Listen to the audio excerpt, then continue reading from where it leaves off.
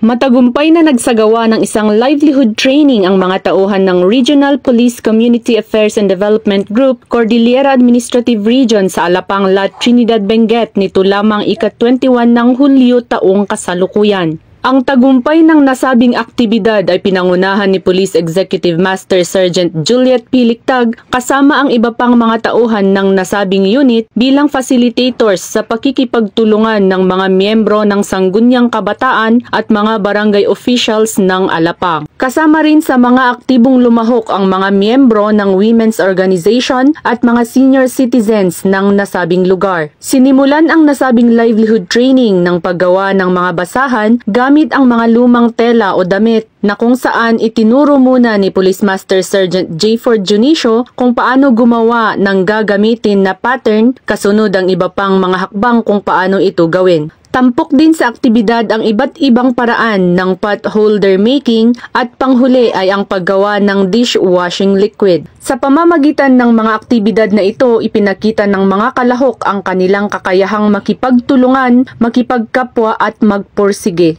Tampok din sa aktibidad ang pamamahagi ng mga information, education and communication materials na nakatuon sa pagpapalaganap ng impormasyon para sa kapayapaan, kaayusan at seguridad ng mamamayan. Ang inisyatibong ito ng nasabing unit ay naglalayong magbigay ng kaalaman, kasanayan at oportunidad sa mga kalahok upang magkaroon sila ng alternatibong pagkakakitaan o pangkabuhayan. Layunin din nitong palakasin ang ugnayan ng mga mamamayan at kapulisan upang magtulungan tungo sa isang matatag at ligtas na bagong Pilipinas.